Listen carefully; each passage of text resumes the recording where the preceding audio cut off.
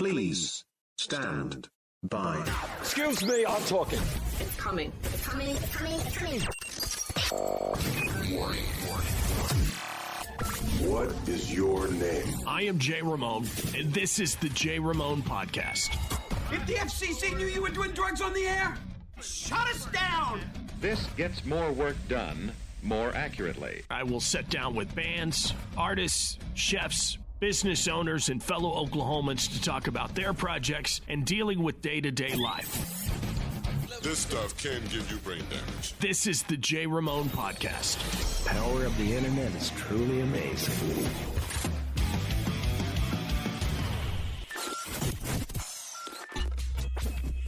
One, two, three, four. Rock 100.5, The Cat, Jay Ramone, and the Jay Ramone Podcast, and the Cat's Local Talent Show. We are live in Tulsa, and I was originally going to say backstage at the Cains, but this really isn't backstage. This is like its own separate mansion for artists, really. I didn't even know it was here. I've been in here a few times doing interviews and stuff, but I'd never walked back here to these actual rooms. I didn't realize that there's like 6 individual dressing rooms back here. This is pretty nice. Oh yeah, for sure. You guys are. This is on your rider though, right? You guys require this many dressing rooms everywhere. I need at least 2. It makes things difficult, but you need what you need, right? So, just so you know, we are here with the band When the Clock Strikes, and they are playing with Cliff Diver, Ben Quad, and what is the fourth band? Action Adventure. Action Adventure, and you guys are about to sell this place out. It's getting pretty close. Like, this is kind of a big deal for emo and pop punk, for some Oklahoma bands to do this. This is a big deal. Yeah, that's super cool. So how long have you guys been around? So we've been, Steven and I, we've been doing this thing for about 9 years, almost 10. It'll be 10 next year. Yeah. And then Joey said before he was ever in Cliff Diver, he was a fan of your band and going to watch you guys play. And I didn't realize that you guys had been around that long. Yeah, Steven and I go way back, and we've picked up Blake pretty early on. We just added Mike like 2 years ago. But yeah, we've been at it for a minute. Yeah, I think I came in like year 1. Like it was pretty soon. Somewhere in there, 2015, 2016, something like that. Yeah, it's pretty quick. Yeah. I started doing the local talent show on the Cat 5 or 6 years ago or so, and I had been kind of out of the scene and hadn't paid attention really to what was going on as far as new bands go from Oklahoma. I just would go see my friends, when they would be playing shows. And so when I took over, I had to kind of reacclimate myself and listen to as much, Oklahoma music as possible. And that's how I discovered When the Clock Strikes. And being a massive Back to the Future fan, obviously, I was intrigued immediately. Sure, so who is the Back to the Future fan in the band, or is it all of you? Steven, you take that one. Okay, so there was a proto band before me and Basin even got together and started messing around writing. A while back, me and one of my friends, Alyssa, we were starting a project. It didn't go very far. I had some live stuff come up right after we recorded our first EP, and we came up with a name, just kind of riffing off of that and riffing off a few other things, pretty much on the way home after recording some, about a 4-song EP or whatever. And since we didn't get to do much with it, when me and Basil started writing together, started playing around a little bit, we were like, well, do you think we could just steal the old name? And I asked Alyssa, she's like, yeah, I don't care. So then we kept going with that. So none of us came up with it. Yeah. So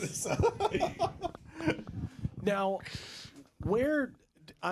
to me, like when I discovered your band, I immediately went to Spotify and I look and I'm like, holy shit, like this band has a lot of streams.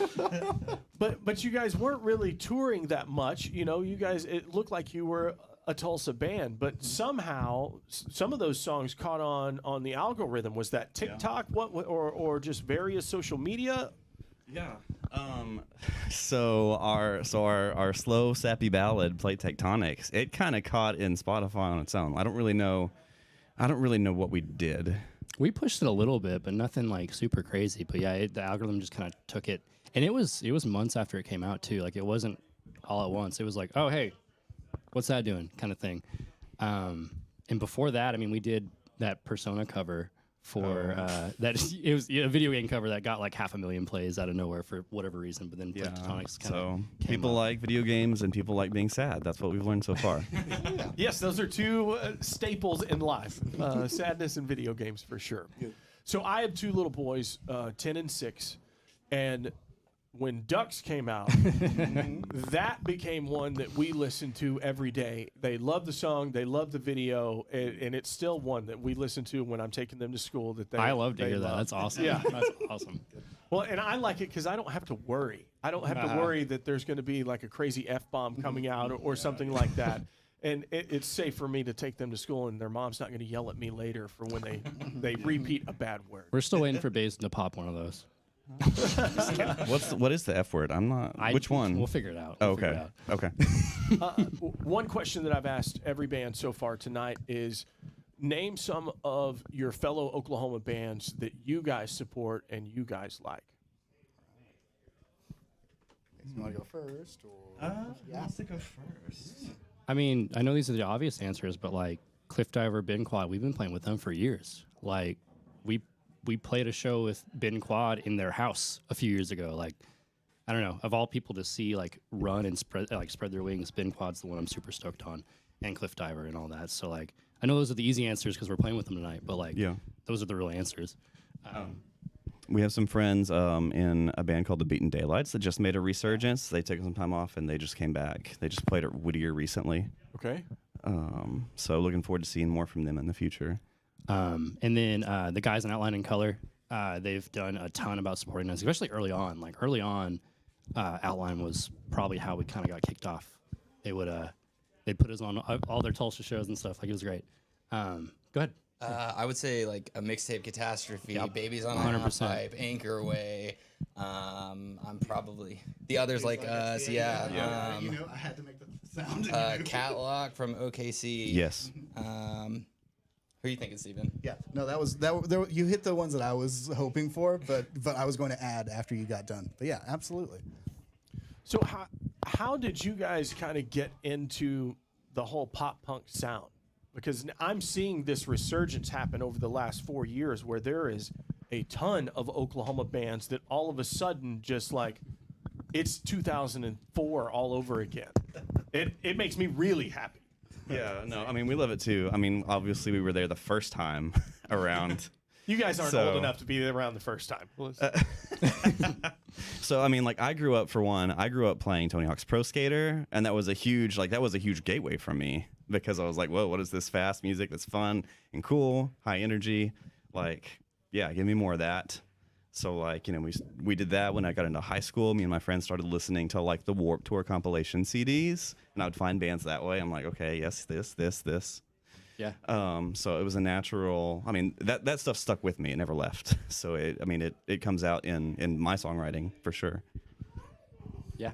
For me, it's just the music I enjoy. Like, I was in a few, like, hardcore bands in high school and stuff, but, like, pop punky stuff was always what I listened to. It's always what I wanted to play. So, like, when this came around, it's what I listen to. So like, what hardcore bands were you in? No one's ever heard of, but O Solace was the band I was in when I was like 15, 16.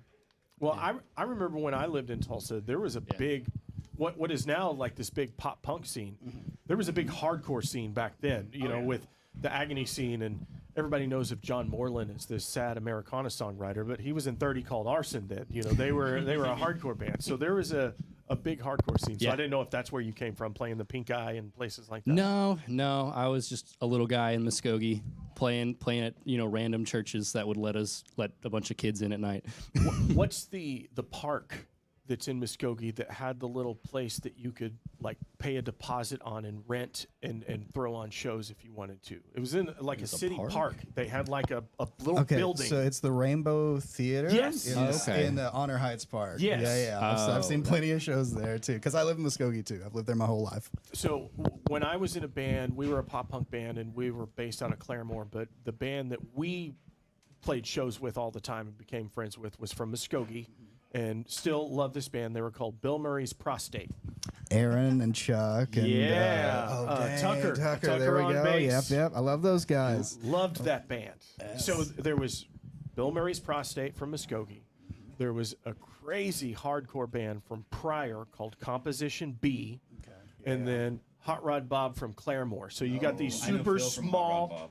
Yeah, see, Phil took over after I left and moved to Oklahoma City. Oh, okay. What? Yeah, Crazy. we actually played Phil's wedding. What? Small world. Yeah, crazy small world. But yeah, there was this like little punk and hardcore punk rock scene coming out of Muskogee in northeastern Oklahoma that you would have never guessed from small town Oklahoma. We weren't accepted really well in a lot of people. Correct. Well, guys, I appreciate you taking the time to just chat, and looking forward to seeing the show, and looking forward to new music from When the Clock Strikes. Yeah, of course. Thank you so much. Plug all of your websites and social media pages and all that stuff. It's just whentheclockstrikes.com. Spotify, Instagrams, WT Clock Strikes, or at WT Clock Strikes. Blah, blah, blah. Yeah. I think that's about it. TikTok is at WT Clock Strikes as well. TikTok on WT Clock Strikes. I can't talk. We'll get there. We'll get there. Words are hard.